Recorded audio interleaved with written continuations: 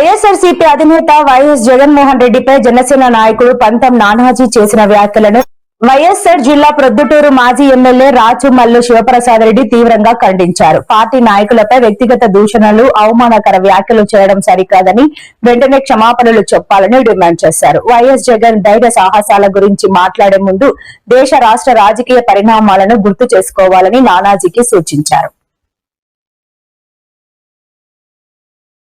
కుర్రలేని Janasena party అంతా కూడా పవన్ కళ్యాణ్ గారి నాయకత్వంలో ఇవాళ ఈ కుర్రవాడిని చంపడం కరెక్ట్ అని మాట్లాడుతున్నారు. ఎంత దురదృష్టం! నాగరాజు వైపున కూర్చొని మాట్లాడుతున్నారు.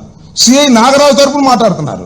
సిఐ నాగరాజు ఇంటికి వెళ్ళి నాగరాజును అరెస్ట్ చేయడానికి వీల్లేదని ఉద్యమం చేసే ప్రతి ఎందుకంటే జనసేన కార్యకర్తల్లోనూ జనసేన అభిమానించే వాళ్ళలో మత్తు దిగిపోతుంది. మళ్ళీ మత్తు దిగిపోతున్నప్పుడు ఏం చేస్తారు? మళ్ళీ మత్తు ఇంజక్షన్ కొడుతుంటారు. మామూలుగా అయితే నొప్పి తెలుస్తూ ఉంటుంది. పంతం నీకే చెప్తాం, ఇంకొకసారి జగన్ ఎప్పుడైనా ప్రెస్ మీట్ పెట్టి వాడు వీడు అంటే రాజమండ్రికి వస్తా. నీకు ఇదే చివరిసారి చెప్తానా. ఇంకొకసారి జగన్ నువ్వు అన్యావా వాడని రాసి పెట్టుకో. మేము నీతి నా ప్రెస్ ముందర మాటలు చెప్పేటోళ్ళం కాదు. మేము కడప నాకోకుల మాట అంటే మాటే. నువ్వు జగన్ వాడు వీడని రాజమండ్రికి వస్తా. సీఎం స్థాయి వ్యక్తిని ఈ విధంగా ఏకవచనంతో మాట్లాడ ఆ స్థాయి మీ నానాజీది కాదంటూ కూడా కురసాల కన్నబాబు కాబట్టి ఇలా మిగతా దాటి ప్రజలందరూ కూడా చెప్తున్నారు. ఎలా చూడాలంట? ఈ కురసాల కన్నబాబు అన్నాడు ఎక్కడి నుంచి వచ్చాడు నాకు తెలియదు. 10 నెలల నుంచి చూస్తున్నాను ఇక్కడ.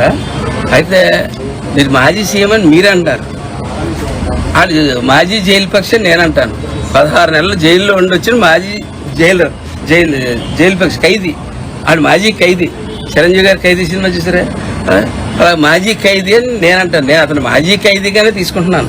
మాజీ ఖైదీ అక్కడ చాలా నేర్చుకుని వచ్చి ఆ జైల్లో ఇప్పుడు వేల మంది క్రిమినల్స్ తయారు చేసేసి ఈ రాష్ట్రం మీద వదిలేశాడు. ఇప్పుడు మా పని ఏంటంటే టేకి రాధా గాయత్రి అనుమానాస్పద